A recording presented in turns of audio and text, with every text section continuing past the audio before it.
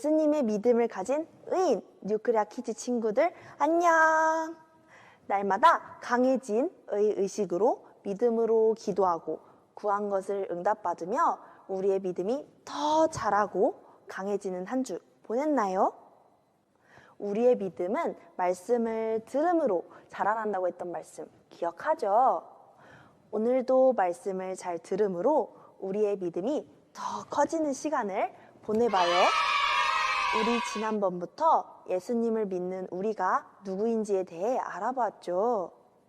이번 시간에도 지난 시간에 이어 예수님을 믿는 우리가 누구인지에 대해서 알아보는 시간을 가질 거예요. 먼저 오늘 본문 말씀 큰 소리로 읽어볼게요. 내게 능력 주시는 그리스도를 통하여 내가 모든 것을 할 수 있느니라. 빌립보서 4장 13절 말씀. 아멘. 친구들, 그리스도인들은 모든 것을 탁월하게 할 수 있는 은혜가 있어요. 은혜란 밖으로 표출되어 나오는 그 사람 영에 있는 신성한 능력, 영향력으로 우리의 삶에 아름다움, 따뜻함, 매력을 만들어내는 영적인 능력이에요. 기름 부음의 분량에 따라 영적인 능력이 달라져요.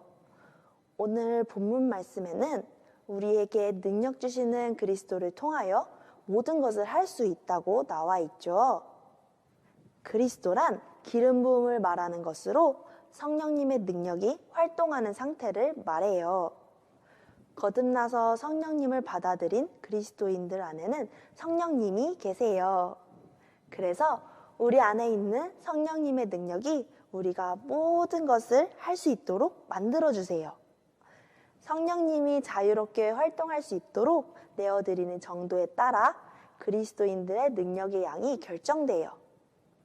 우리는 성령님의 능력을 믿고 말씀을 고백함으로 성령님을 움직이게 할 수 있어요. 친구들, 성경 인물 중에 뛰어난 지혜를 가진 인물 하면 누가 떠오르나요? 아마 요셉과 다니엘을 생각하는 친구들이 많을 거예요. 먼저 요셉에 대해서 이야기를 하자면 요셉은 노예로 팔려가고 감옥 생활을 하다가 바로 왕의 꿈을 해석해주고 이집트를 다스리는 총리가 되었어요.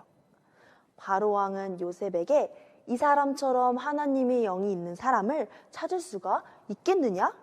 저만큼 분별력과 지혜 있는 사람은 없을 것이다 라고 말하며 칭찬했어요. 그러면 다니엘에게는 어떤 일이 있었는지 한번 영상을 봐볼까요? 느부갓네살이 왕이 된 지 2년째 되는 해의 꿈을 꾸었지만 바벨론 모든 사람들 중에 그 꿈을 해석하는 사람은 없었어요. 왕의 경호대장 아리옥이 다니엘을 왕에게 데려갔어요. 왕이 꾼 꿈은 바벨론의 어떤 지혜자도 해석할 수 없으며 오직 하나님만이 그 비밀을 아세요. 이것은 하나님이 장차 일어날 일을 왕에게 보여주신 것이에요. 다니엘도 요셉처럼 느부갓네살 왕의 꿈을 해석해 주었고 높은 지위로 올라가게 되었어요. 또 바벨론 모든 지역을 다스리고 모든 지혜자들의 어른이 되었어요. 요셉과 다니엘이 똑똑하게 태어나서 다른 사람들보다 뛰어났을까요? 요셉과 다니엘이 뛰어났던 이유는 바로 기름 부음이 그들과 함께했기 때문이에요. 하나님의 능력이 함께했기 때문에 그들은 다른 사람보다 더 지혜로울 수 있었어요. 그런데 우리는 요셉과 다니엘보다 더 뛰어날 수 있는 조건을 가지고 있다는 것을 알고 있나요?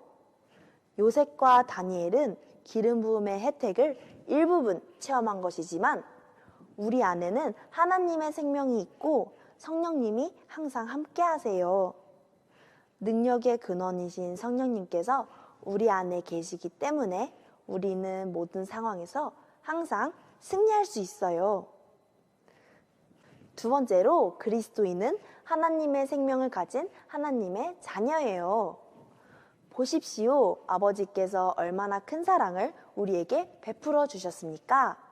우리가 하나님의 자녀라 불리게 됐으니 우리는 정말 하나님의 자녀입니다. 사랑하는 여러분, 이제 우리는 하나님의 자녀들입니다. 요한 1서 3장 1절에서 2절 말씀과 같이 우리는 하나님의 자녀라고 말씀해요. 여기서 하나님의 자녀라는 말의 언어는 테크넌이라는 헬라어인데 생물학적 아들, 실제적 아들이라는 뜻을 가지고 있어요. 이는 유전자가 같은 진짜 아들이라는 뜻이에요. 영접하는 자, 곧 그 이름을 믿는 자들에게는 하나님의 자녀가 되는 권세를 주셨으니 요한복음 1장 12절 말씀에서처럼 예수님을 영접한 사람들은 누구나 하나님의 자녀가 될 수 있어요. 또 여러분이 아들들이므로 하나님께서 자기 아들의 영을 우리 마음속에 보내셔서 아바 아버지라고 부르게 하셨습니다. 갈라디아서 4장 6절 말씀에 우리는 모두 하나님을 아버지라고 부를 수 있어요. 우리는 모두 하나님의 진짜 아들과 딸이에요. 하나님의 자녀는 하나님의 생명과 본성을 가지고 있기 때문에 실제로 하나님과 같은 종류가 된 거예요. 그러니까 하나님과 같은 일을 할 수 있어요. 우리도 하나님처럼 기능할 수 있기 때문에 보통 사람이 아니에요. 매일매일 나는 하나님의 자녀라고 끊임없이 고백하면 우리에게 불가능이 없는 것을 인식해봐요.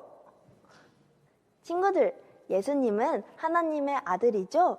우리도 하나님의 자녀가 되었으니 우리와 예수님은 한 형제가 되었다고 말할 수 있는데 예수님께서 무덤에서 부활하시고 마리아를 만났을 때 하신 말씀을 한번 볼까요? 요한복음 20장 17절 말씀에는 너는 내 형제들에게 가서 내가 내 아버지 곧 너희 아버지 내 하나님 곧 너희 하나님께로 올라갈 것이다 라고 말하여라 라고 말씀하셨어요. 마리아에게 내 형제들에게 가서 내 아버지 곧 너희 아버지라고 말씀하시죠. 예수님께서는 살아계실 때 한 번도 제자들을 형제라고 말씀하신 적이 없다는 것을 아시나요? 부활하시기 전엔 예수님은 하나님의 독생자였어요.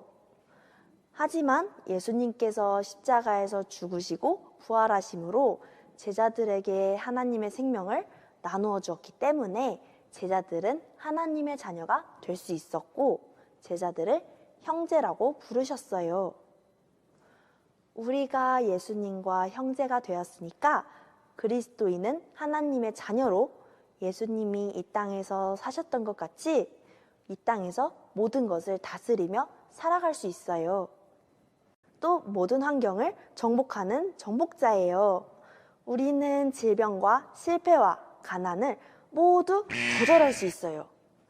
예수님께서 그러셨듯이 우리가 가는 곳마다 복이 따라가요.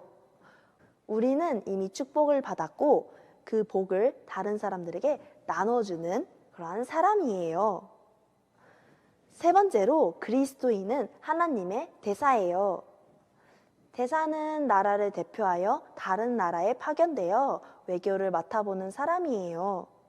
파견된 국가에서 자기 나라의 국가의 의사를 전달하는 그러한 임무를 가지고 있어요. 고린도후서 5장 18절에서 20절 말씀을 보면 하나님은 그리스도를 통해서 우리를 그분과 화목하게 하시고 또한 우리에게 화목하게 하는 직분을 맡겨주셨습니다. 그러므로 우리는 그리스도를 대신하는 사절이 돼 하나님께서 우리를 통해서 권면하시는 것 같이 그리스도를 대신해 여러분에게 간곡히 부탁합니다. 여러분은 하나님과 화목하십시오 라고 말씀해요. 우리는 그리스도를 대신하는 하나님의 대사가 되었어요. 예수님께서 하셨던 일들을 우리는 이 땅에서 할 수 있어요. 예수님께서 하나님 말씀의 표현이셨듯이 우리의 삶도 하나님 말씀의 표현이에요. 하나님께서는 자신의 의로우심을 이 세상 사람들에게 보이시려고 우리를 의롭게 하셨어요. 우리는 하나님의 의를 나타내는 사람이 되었어요. 이 세상 사람들은 하나님을 직접 볼 수 없지만 하나님의 자녀들을 통해서 하나님을 볼 수 있어요. 우리의 삶에서 하나님이 일하시는 것을 보고 하나님을 보게 되는 거예요. 우리가 지금 이 땅에 사는 이유는 세상 사람들에게 우리를 통해 예수님을 보여주기 위해서예요. 예수님을 모르는 사람들에게 예수님을 소개하고 예수님을 믿도록 도와주는 것이 바로 우리가 할 일이에요. 친구들, 우리가 3주에 걸쳐서 그리스도인이 누구인지에 대해 배웠어요. 그리스도인은 영생을 가지고 있고 사단을 이겼고 믿음을 가지고 있는 의인이에요.